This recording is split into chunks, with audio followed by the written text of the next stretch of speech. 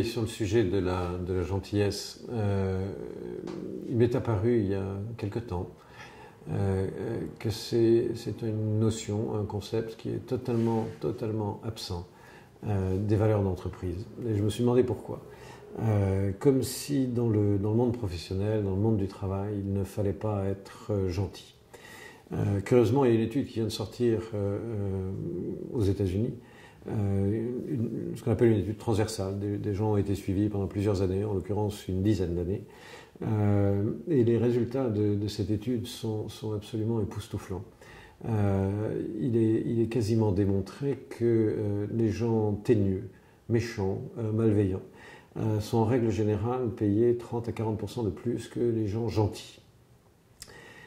Mis à part le fait que c'est absolument affligeant, ça peut au demeurant expliquer un certain nombre de choses, et notamment cette croyance qu'ont des personnes qu'il faille être tout sauf gentil dans le management.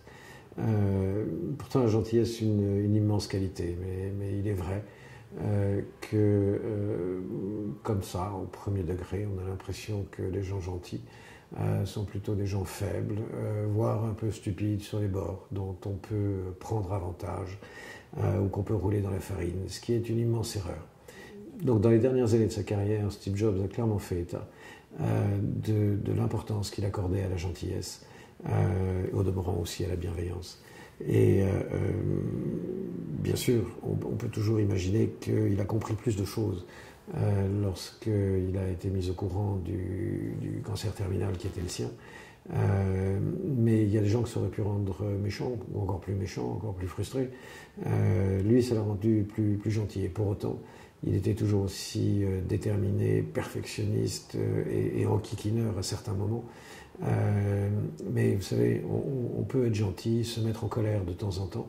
Et la différence entre les gentils et les méchants, c'est que lorsqu'on s'est mis en colère et que l'on est méchant, il ne vient même pas à l'idée de s'en excuser, on trouve ça normal, alors que les gentils le font en disant je vais peut-être prononcer des mots qui ont dépassé ma pensée.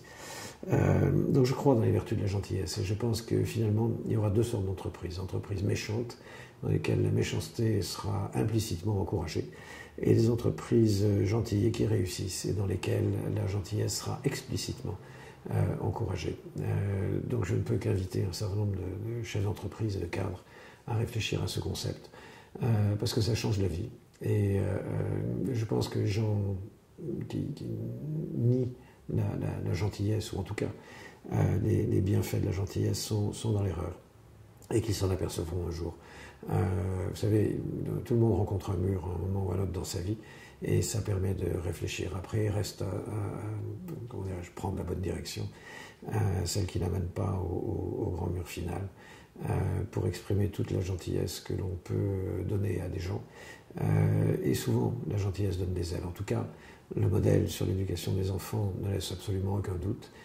Des enfants heureux, équilibrés et qui performent dans la vie sont généralement des enfants qui ont été entourés de gentillesse et non pas ceux qui ont été entourés de malveillance et de méchanceté.